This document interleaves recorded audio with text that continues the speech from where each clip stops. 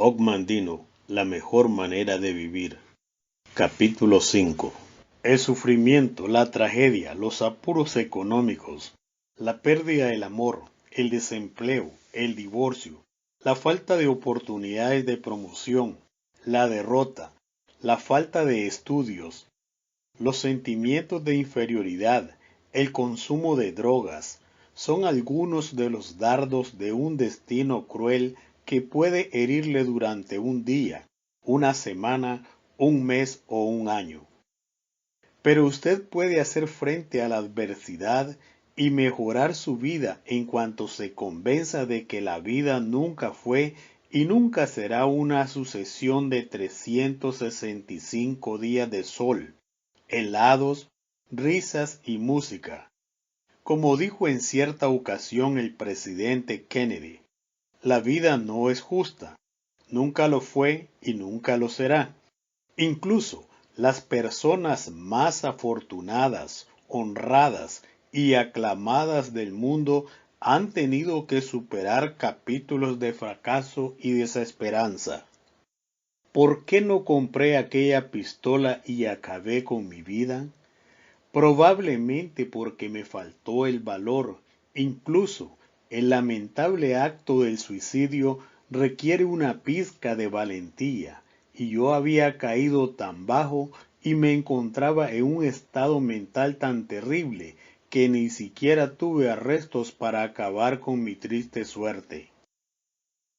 Me parece muy lógico e incluso lo espero después de tantos años de libros y conferencias que durante las entrevistas de prensa, radio o televisión me hagan siempre las mismas preguntas año tras año.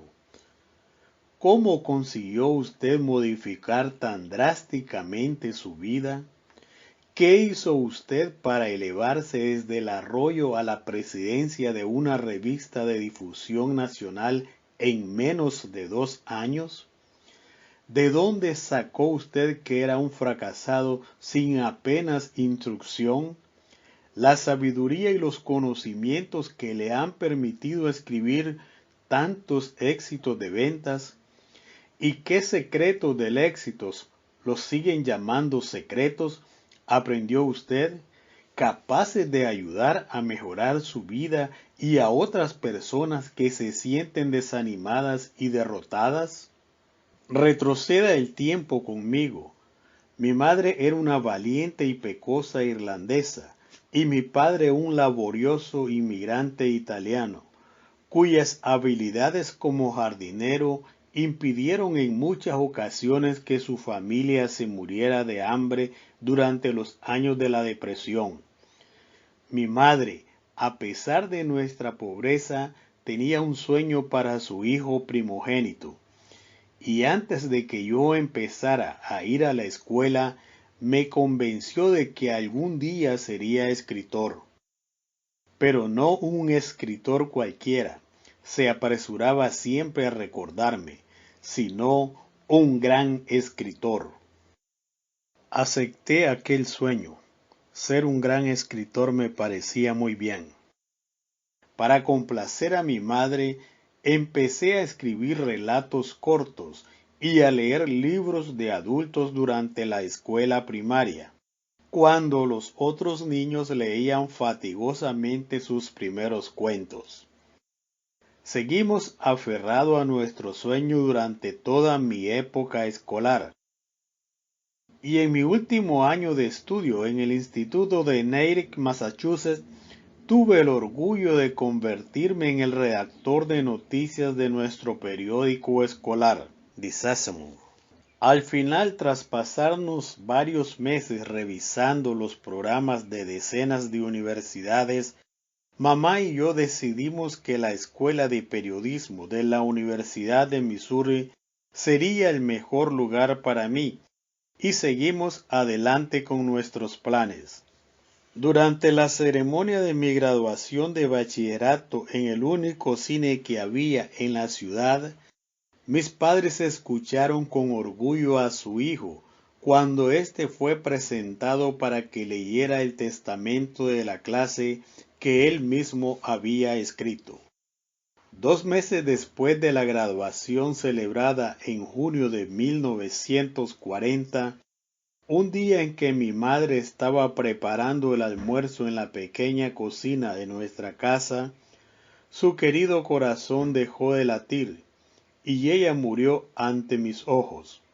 Ese fue el final de nuestro sueño. En lugar de matricularme en la universidad, me alisté en las fuerzas aéreas. Me convertí en piloto de cazabombardero y más tarde participé en 30 misiones de combate con el grupo B-24 de Jimmy Stewart el 445. Regresé de la guerra en 1945 y enseguida descubrí que no había muchas oportunidades de trabajo para los pilotos de cazabombarderos que solo habían estudiado el bachillerato. Eso no me preocupó demasiado. Había conseguido ganar 2 medallas de plata de aviación antes de alcanzar la mayoría de edad para el voto, sin contar otras varias condecoraciones de guerra, y por consiguiente tenía el convencimiento de que estaba capacitado para hacer cualquier cosa. Aunque las fiestas en Londres, entre combate y combate, se habían llevado casi toda mi paga mensual de oficial de aviación, me quedaban todavía más de $900 cuando me fui a Nueva York tras licenciarme del ejército. Tuve el valor de alquilar un apartamento sin agua caliente en las inmediaciones de la famosa Times Square. Después fui y me compré una máquina de escribir portátil Smith Corona de segunda mano y un poco de material de escritorio, aunque no era demasiado tarde para cumplir el sueño de mi madre. Podría ser un escritor, un gran escritor. Fracasé. Durante 6 meses, tras instalarme en mi cocina infestada de cucarachas, debí de visitar las redacciones de por lo menos 50 revistas, cuyas oficinas se encontraban a 2 pasos de mi casa, pero ninguna de ellas manifestó especial interés por mi obra. Dejé copias de artículos, relatos cortos, algunos poemas e incluso algunos inteligentes comentarios de relleno, pero no recibí ni un solo cheque por correo. Al final, cuando ya casi me había gastado todos los ahorros, abandoné nuevamente nuestro sueño. Regresé a Boston y me inscribí en el Club 5220, que pagaba a los soldados honrosamente licenciados $20 semanales durante 52 semanas. Tras decenas de dolorosas y decepcionantes entrevistas, me contrataron como agente de seguros en una importante compañía de ámbito nacional. Me adiestraron durante 4 días y después me dejaron suelto en la ciudad costera de Winthrop como agente de cobros. Aquel tipo de empleado, ahora inexistente, que entonces visitaba las casas cada semana para cobrar las pólizas de seguros. Muy pronto me casé y compramos una vieja casa adosada gracias a las facilidades otorgadas a los excombatientes. Así se iniciaron los 10 años más terribles de mi vida, no solo para mí, sino para todos los que tuvieron la desgracia de estar a mi lado. La rutina cotidiana era una tortura. Nunca conseguía superar a los demás cobradores y el pago mensual de la hipoteca constituía para mí un grave problema, a pesar de mis largas horas de trabajo. Iba a todas partes y a cualquier hora, intentando vender alguna póliza, pero siempre tenía más facturas que dinero para pagarlas. Cuando Dios nos bendijo con una preciosa hija, me esforcé por todos los medios, pero fue inútil. A pesar de que al final mi mujer volvió al trabajo, estábamos cada vez más hundidos en las deudas. Una noche, tras fracasar en la venta de una póliza a un posible cliente, entré a tomarme una copa en un bar antes de regresar a casa. Bien sabe Dios que me la merecía. ¿No le parece? Había sido una dura y larga jornada y había perdido una venta casi segura de que me hubiera reportado más de $60, que me hacían mucha falta en concepto de comisión inicial. Muy pronto aquella copa, antes de regresar a casa por las noches, se convirtió en 2 copas, 4, 6. Con mi atolondrado comportamiento a lo largo de muchos meses, conseguí destruir el amor de las 2 personas que más significaban para mí en este mundo. Convertí la vida de mi mujer y mi hija en un infierno. No tiene ninguna gracia soportar a un borracho. Al final, pagué mi imperdonable conducta. Un domingo regresé de una convención de seguros celebrada en Bretton Woods, New Hampshire, y encontré una breve nota en la mesa de la cocina. Mi mujer y mi hija se habían marchado. Había soportado al máximo aquella lamentable imitación de padre y marido. 2 años más tarde me informaron de que mi mujer había conseguido el divorcio y la custodia de nuestra hija. Supongo que ya puede usted imaginar lo que ocurrió después de la partida de mi mujer y mi hija. Tras haber obligado a huir de mi lado a las 2 personas que más me querían, la tristeza y las borracheras aumentaron hasta que ya no pude conservar mi empleo. Entonces, sin un céntimo en el bolsillo, perdí la casa y una mañana coloqué la poca ropa que tenía en el asiento posterior de mi viejo automóvil Falcon de color rojo y me eché a la carretera. El momento de abandonar por última vez nuestro viejo barrio fue terrible. Durante los meses sucesivos recorrí todo el país en medio de constantes borracheras, haciendo cualquier trabajo que pudiera encontrar para sobrevivir y seguir bebiendo vino peleón. Fui conductor de camión cisterna de petróleo en Texas. Trabajé como peón de la construcción en Oklahoma. Fui recogedor de bolos en una bolera de Long Beach y ayudante de camarero en un restaurante de la cadena Howard Johnson de Columbus. Un ayudante de camarero de 35 años. Al final llegué a Cleveland, varias noches encerrado en el cuartelillo por culpa de mis borracheras, y de pronto en aquella fría mañana lluviosa, una pistola que parecía invitarme desde el escaparate de la casa de empeños. No sé qué ocurrió delante de aquella tienda.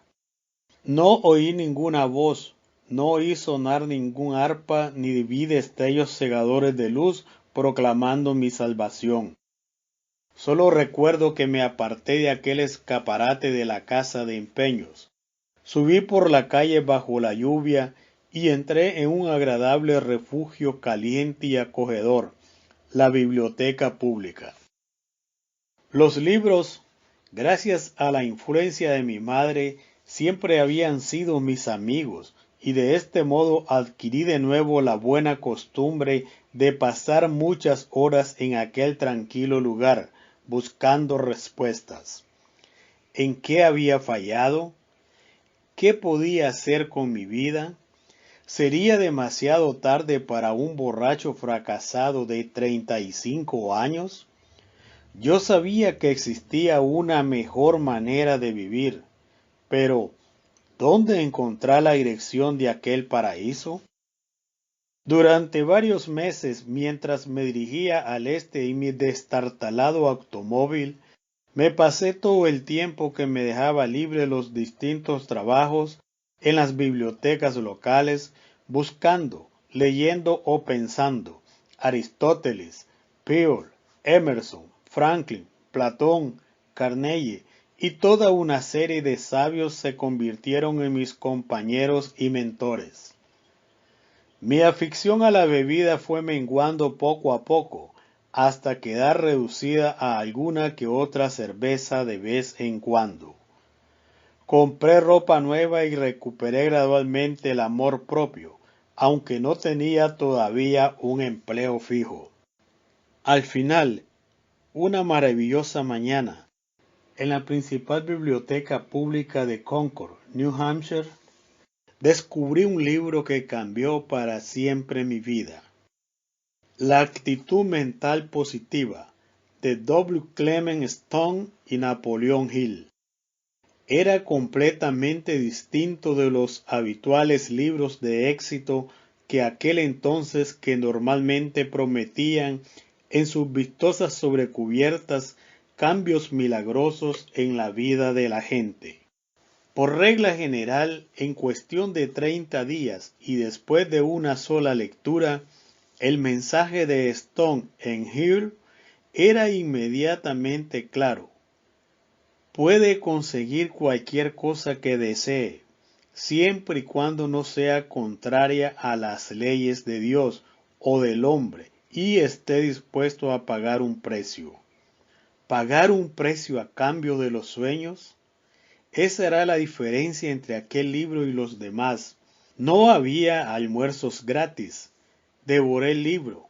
Lo leí incontables veces hasta que al final me aprendí casi de memoria todos los pensamientos conductores que figuraban al término de cada vigoroso capítulo.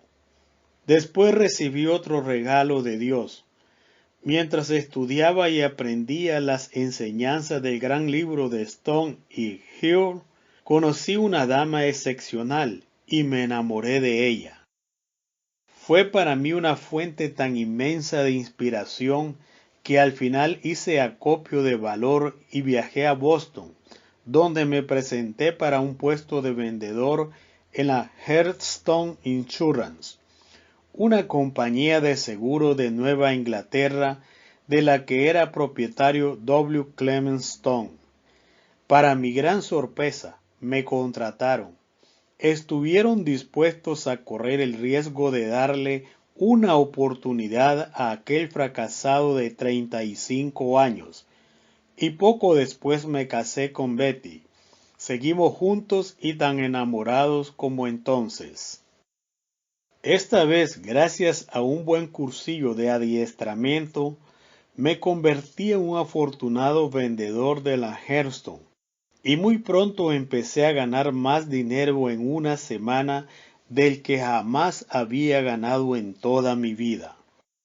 En cuestión de un año, me ascendieron a jefe de ventas en el territorio del norte de Maine, donde contraté a un grupo de hambrientos y ambiciosos jóvenes, muchos de ellos recién salidos de los campos de patatas, y muy pronto llamamos la atención de los directores nacionales de la compañía, gracias a nuestros éxitos de ventas. Me sentía estupendamente bien después de haberme pasado tanto tiempo hundido en la miseria. Me encantaba la sensación de triunfo y me alegraba de que se me reconocieran los méritos. Pero el sueño de mi madre seguía aflorando a la superficie, ser escritor, un gran escritor. Al final, cedí a mi inclinación, me tomé una semana de vacaciones, alquilé una máquina de escribir y escribí un manual de ventas sobre la mejor manera de vender seguros a los habitantes de las áreas rurales. Siguiendo los principios del éxito de W. Clement Stone, tras escribir varios borradores, los mecanografié lo más pulcramente que pude.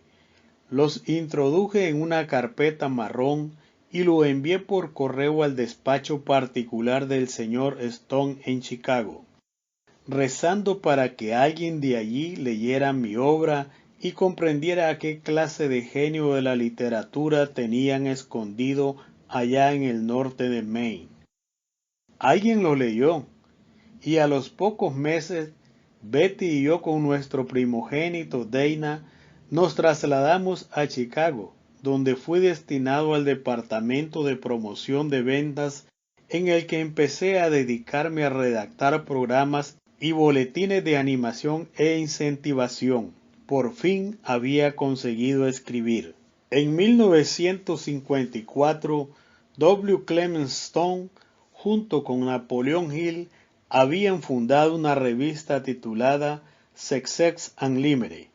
Aunque tenía unos cuantos miles de suscriptores externos, la publicación se había utilizado durante sus primeros 10 años de existencia principalmente como órgano interno del consorcio de seguros de Stone, y cada mes se ofrecían incontables artículos sobre la superación personal, junto con un comentario sobre las ventas y a menudo un editorial de Stone. Tras pasarme casi 2 años en el departamento de promoción de ventas, me enteré de que el jefe de redacción de Sussex Unlimited estaba a punto de retirarse. Presenté una instancia para el puesto, a pesar de que no sabía distinguir entre una hoja de galeradas de revista y un rollo de papel higiénico. No obstante, lo que me faltaba de conocimientos y experiencia lo compensaba con mi entusiasmo y mi recién adquirida actitud mental positiva. Durante la entrevista, conseguí convencer al señor Stone para que me concediera el puesto. Ogmandino, jefe de redacción, nada menos. Pronto vi que la tarea era superior a mis fuerzas. Por aquel entonces la plantilla de la revista estaba integrada por una secretaria con dedicación parcial y un dibujante. Por consiguiente, tuve que pasarme de nuevo largas horas escribiendo para poder componer cada mes nuestra pequeña revista. Pero mereció la pena. En 10 años, la plantilla alcanzó las 50 personas y la circulación mensual de pago pasó de los 2.000 a los 155.000 lectores. El incremento no estuvo nada mal. Durante el primer año de lucha, un mes me encontré con que me faltaba un artículo para el número que estábamos preparando, y no había nada que me gustara en nuestro archivo de artículos disponibles. Visto retrospectivamente, eso fue un ejemplo más, ha habido tantos en mi vida, de la intervención de Dios, retándome con una jugada de ajedrez para ver cómo reaccionaba. Hasta aquel momento había estado tan ocupado cada mes en la composición del siguiente número que no había tenido tiempo de escribir ningún artículo. Al darme cuenta de que necesitaba un artículo y lo necesitaba para el día siguiente, so pena de no poder cumplir el plazo de imprenta, regresé a casa y me pasé toda la noche escribiendo. Elegí como tema al gran jugador de golf Ben Hogan, quien tras sufrir un grave accidente de tráfico que a punto estuvo de costarle la vida, recibió la noticia de que jamás podría volver a andar. Hogan no solo volvió a andar, sino que incluso volvió a ganar el Open National. Un hombre extraordinario. Publiqué el artículo en la revista y una vez más intervino el destino, la casualidad, la mano de Dios. Un editor de New York sufría dolor de muelas y acudió a su dentista. Mientras aguardaba en la sala de espera, tomó el ejemplar de Sussex Unlimited que contenía mi artículo sobre Hogan. Lo leyó y cuando llegó a aquella tarde a su despacho de Park Avenue Sur, me escribió una carta.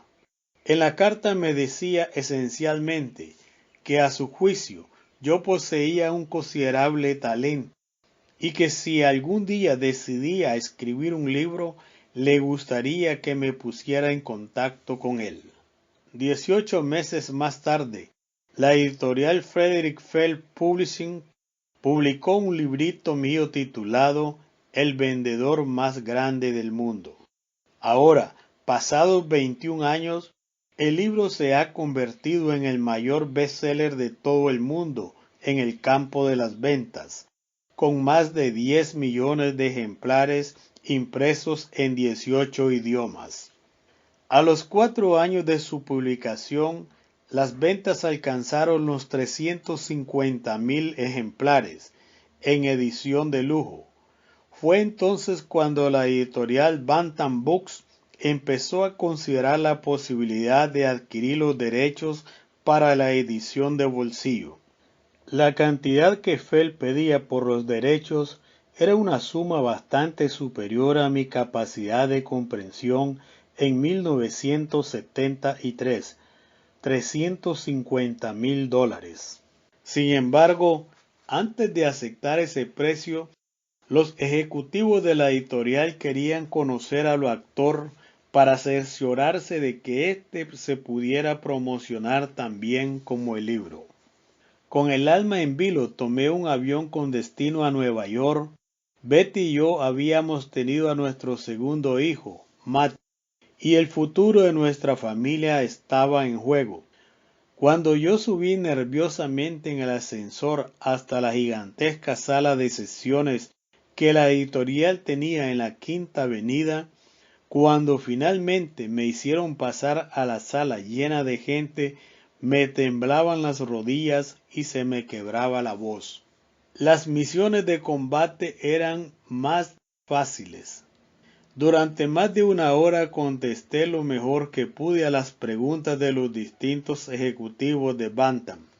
Las preguntas abarcaban toda clase de temas, desde mis estudios o ausencia de ellos hasta mis planes para futuros libros si es que los tenía. Aguanté con firmeza hasta que Oscar Dysol, presidente por aquel entonces de Bantam y de cuya amistad todavía me precio hoy en día, se levantó del lugar que ocupaba a la cabecera de la mesa, se acercó a mí con una sonrisa en los labios, me tendió la mano y me dijo: «Felicidades, Op, acabamos de comprar su libro». No se efectuó ninguna votación, ni manos alzadas, ni ningún tipo de discusión. Fue así de sencillo. Estaba deseando que terminara las formalidades y los apretones de manos para poder regresar a mi habitación del Hilton de Nueva York, llamar a Betty y comunicarle la buena noticia. Creo que salí corriendo del ascensor de Bantam. No habría recorrido más de 50 metros por la abarrotada Quinta Avenida cuando se abrieron los cielos y se desencadenó una terrible tormenta, cuyos ensordecedores truenos resonaban por la célebre calle, mientras los relámpagos estallaban sin cesar.